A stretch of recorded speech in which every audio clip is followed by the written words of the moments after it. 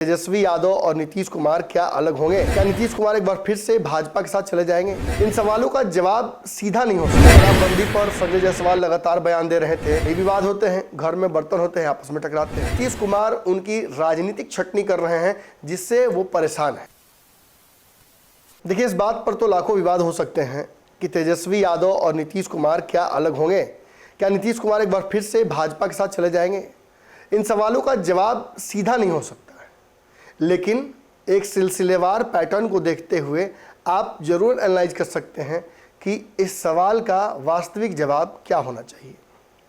निश्चित तौर पर नीतीश कुमार असहज हैं, उनके चेहरे पर दिख रहा है, उनके हाव भाव से दिख रहा है, जो क्रियाकलाप कर रहे हैं उसमें भी दिख रहा है। नीतीश तेजस्वी के बीच जो प्रवक्ताओं की फौज है वो भी लगातार आपस में जिस तरीके से लड़ रही है, ये याद दिला रहा है भाजपा और जदयू द्वारा एक दूसरे पर छींटाकशी करने का समय।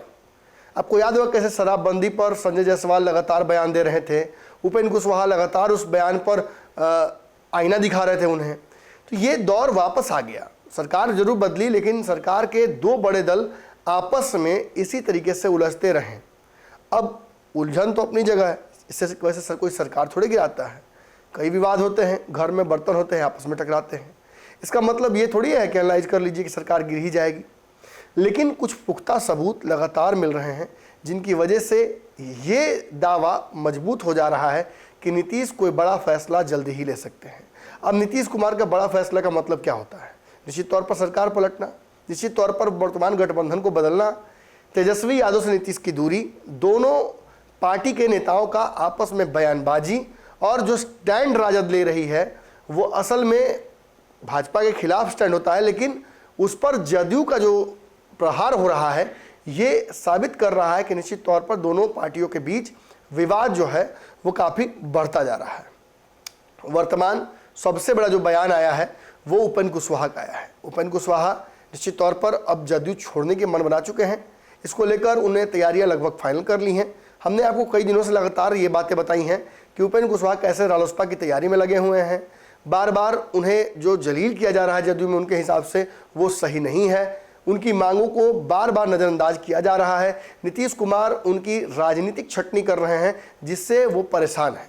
और अंततः दिल्ली में अपने प्रवास के दौरान भाजपा नेताओं से जब वो मुलाकात करते हैं तो ये स्पष्ट हो जाता है कि वो किस तरफ जाने वाले हैं। हालांकि अभी तक उन्होंने ऑफिशियल घोषणा नहीं की है कि वो पार्टी छोड़ रहे हैं। उनकी चिंता कल भी पटना एयरपोर्ट पहुंचने के दौरान पार्टी के स्वास्थ्य को लेकर थी, अपने स्वास्थ्य को लेकर नहीं।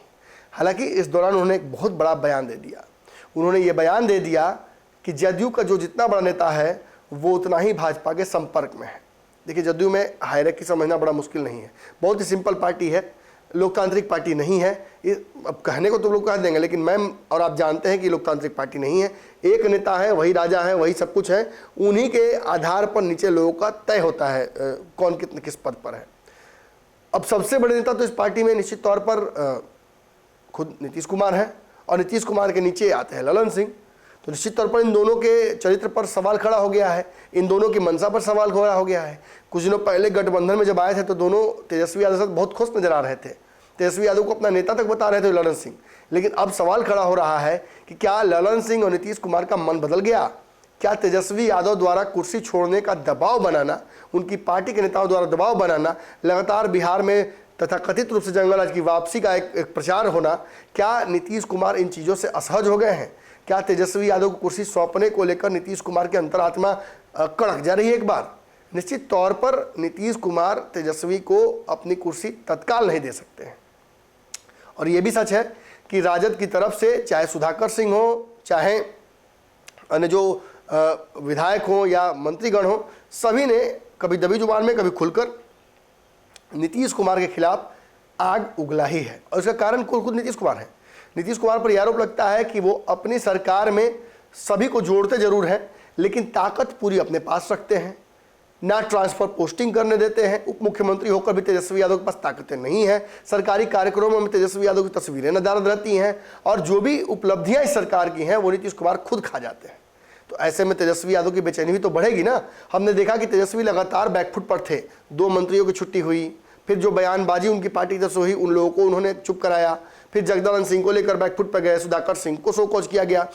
इन सभी चीज़ों को देखते हुए लगता है कि नीतीश कुमार को लेकर तेजस्वी के मन में अभी संतोष की भावना है। लेकिन जैसे ही बयान बलियावी का आया, तेजस्वी यादव ने अपना रुख स्पष्ट कर दिया कि to can play that game, यानी अगर नीतीश हमारे नेताओं की बुराई कर सकते हैं, उनके बयानों की भत्सना कर सकते हैं, तो हम भी जदयू के नेताओं के बयानों की भत्सना करेंगे। जिसके बाद ये विवाद और बढ़ा, प्रवक्ता लोगों को सामने आना पड़ा, रामचरितमानस वाला पूरा प्रकरण आपको याद होगा। लेकिन जब ये मामला पूरा बिगड़ा तो ये लग रहा था कि तेजस्वी अब अग्रेसिव हो चुके हैं और नीतीश कुमार की चाल को धीरे धीरे समझ रहे हैं। लेकिन इस बात में सबसे बड़ी जो हेल्प तेजस्वी यादव की है वो कल उपेंद्र कुशवाहा ने कर दिया है। उपेंद्र कुशवाहा ने भरी सभा में सबके सामने ये बात कह दी कि अब तेजस्वी, ये नहीं कहा कि तेजस्वी समझ, लेकिन तेजस्वी को समझना चाहिए इससे कि नीतीश कुमार भाजपा के संपर्क में है। तेजस्वी यादव को अब आगे अपनी रणनीतियां खुद तय करनी चाहिए। जदयू को मजबूत करने को लेकर उपेंद्र कुशवाहा क्या कर सकते हैं तो सब जानते हैं। प्रयास तो उन्होंने किया, लेकिन पार्टी को कुछ खास उससे फायदा हुआ नहीं और पार्टी को उससे कोई मतलब भी नहीं है उनके फायदे से।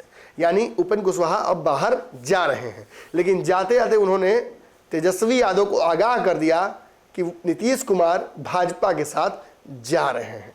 अगर ये वीडियो पसंद आई और वह बिहार के राजनीति और बिहारियत से सरोकार रखेनी तो सब्सक्राइब बटन दबा के चैनल के सब्सक्राइब कर ली। ओजे एगो घंटी बा, ओकरा बटन दबा देला से कुल सटीक और मारक खबर रुआ मुफ्त में मिल जाई। अगर रुआ पत्रकारिता के हमनी के नया प्रयोग में सहयोग कर चाहतानी तो ज्वाइन बटन दबा दी। पेटीएम नंबर नोट कर ली 9386816700। धन्यवाद।